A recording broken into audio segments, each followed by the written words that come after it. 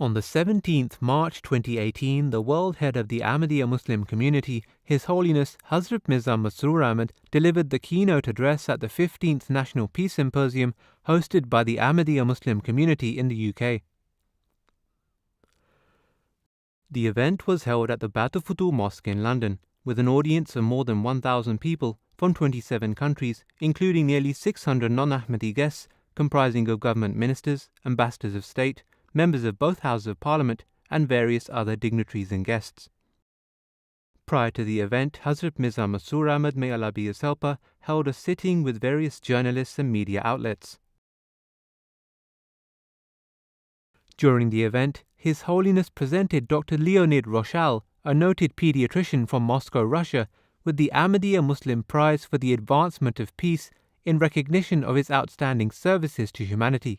We are honored to award him the Ahmadiyya Muslim Peace Prize for the Advancement of Peace, and Dr. Rochal's pressing duties meant he could not attend in person tonight, but his personal representative and international director, Ms. Angelina Exlik, has traveled all the way from Moscow to receive the award on behalf of Dr. Rochal. I would now request His Holiness to kindly present this award on behalf of Dr. Rochal.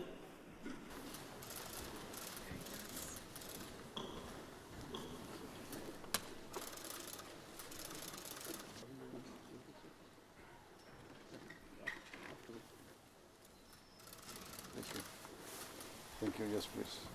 During his address, His Holiness touched on a number of contemporary issues. In particular, he mentioned the international arms trade and the devastating effects it is having around the world. Quite openly and proudly, the major powers are trading arms that are being used to kill, maim, and brutalize innocent people. Regrettably, such nations are focused only on attempts to boost their economy and to maximize their nation's capital, without pausing for thought at the consequences. They desperately seek to attain the largest possible contracts to sell destructive weapons that, once fired, do not distinguish between the innocent and the guilty. They proudly sell weapons that make no exceptions for children, women, or infirm. They shamelessly sell weapons that engulf and obliterate towns and cities indiscriminately, whilst the economies of the selling countries may attain short-term benefit, their hands are covered in the blood of hundreds of thousands of people. One of the main arguments made by those in favor of the arms industry is that procuring weapons is a means of deterrence and keeping the peace.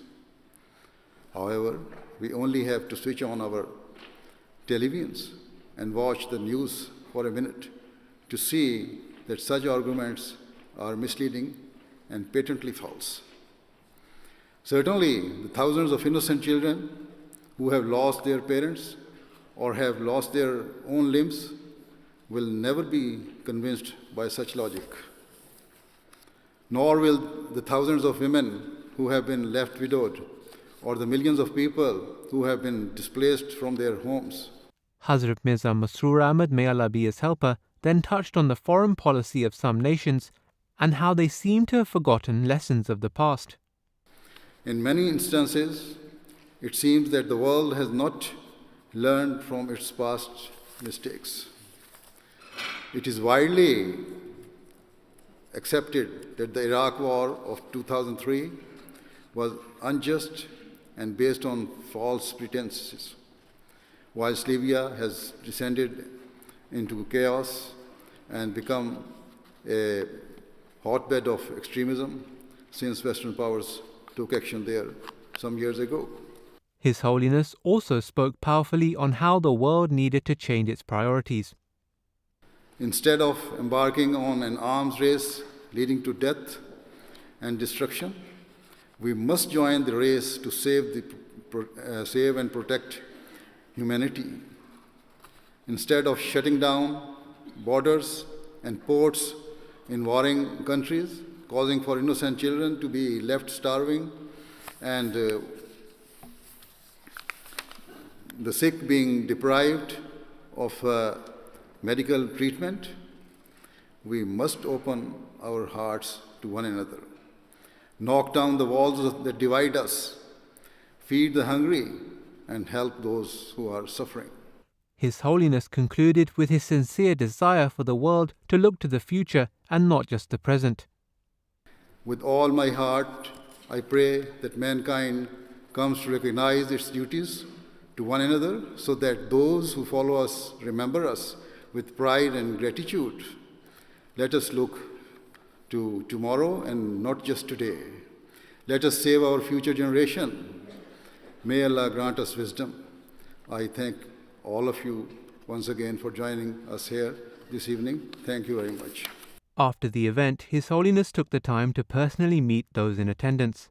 MTA News also spoke to some of the guests to get their views on the event. I thought His Holiness was particularly strong, if I may say so, on identifying an absence of religion in a lot of the terrorist activity that we see, because many of the people who write to me believe that the religion is the problem and that activity is being carried out in the name of the religion.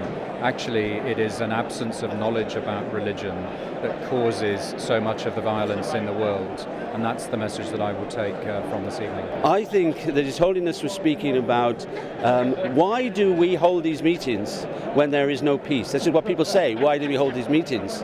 And he answered that question. He said, because we believe in peace, and because we believe in peace, then we have to speak out for peace.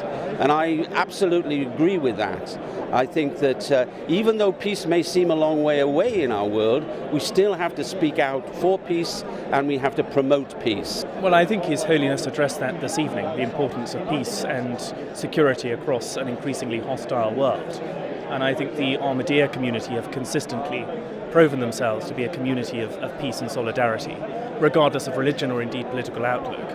We have to have religious leaders and the religious people coming together in these types of settings to talk about peace and how important it is. And it's always a huge honour to listen to His Holiness, who has such clarity in his thoughts on this issue. The event concluded with a congregational silent prayer led by His Holiness.